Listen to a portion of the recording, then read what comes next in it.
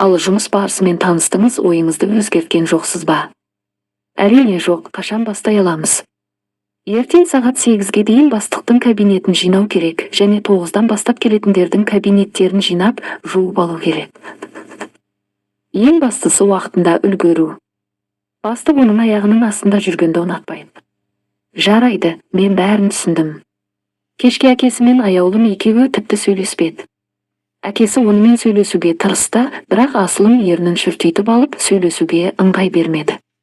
Таңертең дәлізде аяқ киімін киіп жатқанда, әкесі жуынатын бөлмеден сыртқа қарады. Таң атпай қайда барасың? Әке, мен жұмысқа бара жатырмын. Әкем менің сөзіме құлақ ассын деп еден жуушы болып жұмысқа тұрдым. Қой, ақымақ болма. Асылым үнсіз бұрылып кетіп қалды. Әкесі басын шайқады. Кейде қызының өзіне ұқсайтынына мақтанатын, кейде оның қырсықтығынан жылағысы келді. Асылым бір апта бойы мінсіз жұмыс істеді. Оған ешкім жақындаған жоқ. Әркім өз ісімен айналысты. Бастықты ол бірнеше рет көрді. Ол үнемі жұмысбасты болып жүретін және Асылымға ешқандай назар аудармайтын. Асылым бастықтың өте жас екенін білетін. Бастықтың аты Ерсұлтан болатын. Оның әкесі ауырып қалғаннан соң, Ерсұлтан бизнестерінің тізгінін өз қолына алған екен. Айтпақшы, кеңсе қызметкерлері ол туралы жақсы сөздер ғана айтатын. Әлі бәрін толықтай түсінбесе де, жан-жақтан сұрап, үйреніп талпынып жатқанын айтты. Бір күні Асылым бастықтың кабинетінің еденін жуып болып қалған кезде есік ашылды.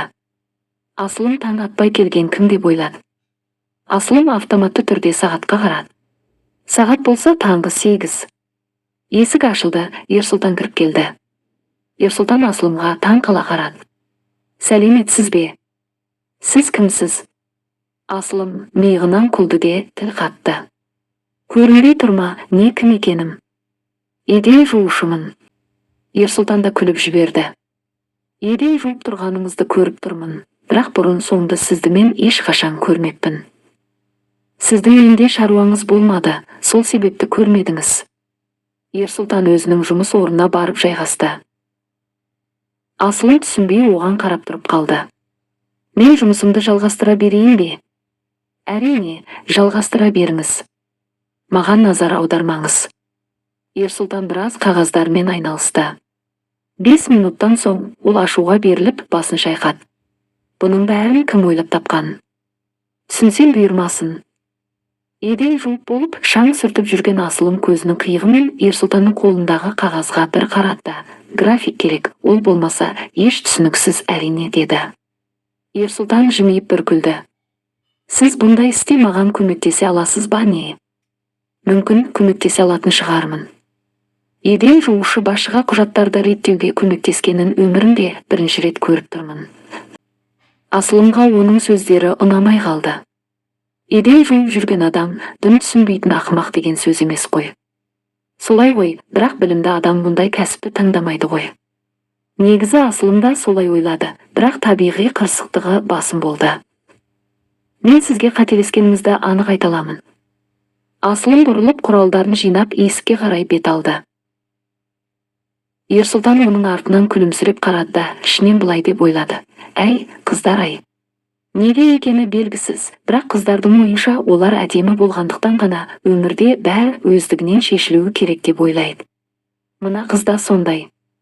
Өз-өзін ақылды қылып көрсеткісі келеді, бірақ менде түк жоқ. Ерсұлтан креслосына құлай кетті. Негізі былай дым жақсы қыз екен, бірақ бүгінгі өзін өтірік білгіш ретінде көрсеткен қылығы жарамады. Бұл қылығы болмағанда онымен кездесіп сөйлесіп көруге болатын еді. Жай тек көңіл көтеріп сергіп қалу мақсатында. Негізі жалпы кездесіп, оның ақымақ екенін көзіне көрсетіп, өр көкіректігін басып жерге түсіруге болады. Сол кезде өзі ақ менің артымнан жүгіретін болады. Деген ойлармен алысып отырып, Ерсұлтан бүгін маңызды келісім сөздерінің бар екенін ұмытып кете жаздады. Ол серіктестерімен кездесіп, олардың келісім шарттарына қол қоюдан бас тартпақ болып отыр. Себебі Ерсұлтанның бірдеменің дұрыс еместігін сезіп тұрды. Бірақ ненің дұрыс еместігін өзіне де өзгеге де түсіндіре алар емес. Ерсұлтанның бизнес жүргізуде тәжірибесі аз болғанымен ол өзінің түйсігіне сенді. Ол шешімнің бетінде бір шикіліктің жасырылғанын түсініп, тіпті келісім шартты 10 рет қайталап оқыды, бірақ ештеңе таппады. Мен мұндай сезіммен ештеңеге қол қоймаймын деп шешті. Ерсұлтан Асылымды келіссөздерге шақыруды ұйғарды.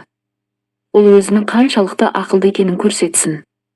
Олармен бәрібір серіктес бола алмайды, сондықтан біз көңіл көтере аламыз деген құйтырқы ойлармен келіссөздер алдында Ерсұлтан Асылымды тапты. Қайырлы күн, ең ақылды еден жуушы ханым. Асылым күліп жіберді. Мүлде күлкінішті емес. Басқа сөз табуға болар еді. Ерсұлтанның көңілі көтеріле бастады. Жарайды, мен шындап сөйлесейін деп едім. Бүгін келіссөздерге бірге барасыз ба? Құжаттарға көзіңізді салып көрерсіз, бәлкім жақсы кеңес берерсіз. Сізде еден жуушыларды кеңесші ретінде шақыру дәстүрге айналған ба? Ерсұлтан күлді. Жоқ, алғаш рет. Бірақ тырысып көруге тұрарлық шығар. Асылым күлді. Әрине, еш қиындықсыз. Ерсұлтан оған ұрлана қарады. Еден жуушының киімінсіз. Асылымнан еден жуушы емес екенін анық көрініп тұрды. Келісім шартты оқығанда ол сондай екі жақты сезімде болды. Ол алданып жатқан сияқты, бірақ қайда?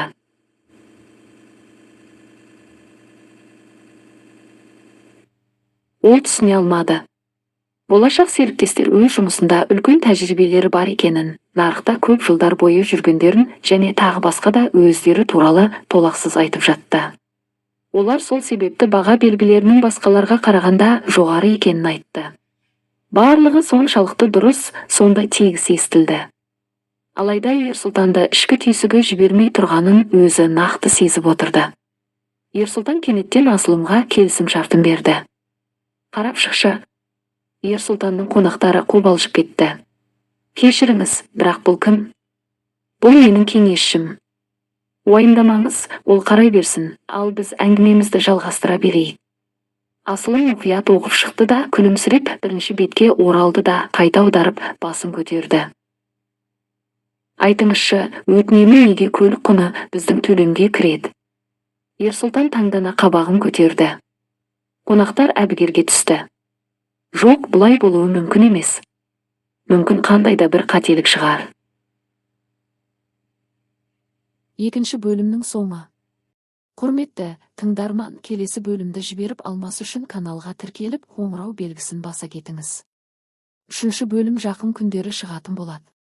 Біздің каналдың тыңдарманы болғаныңыз үшін алғыс білдіреміз. Сіздің ойыңызша әңгіме қалай өрбиді? Комментарийге ойыңызды жаза кетіңіз.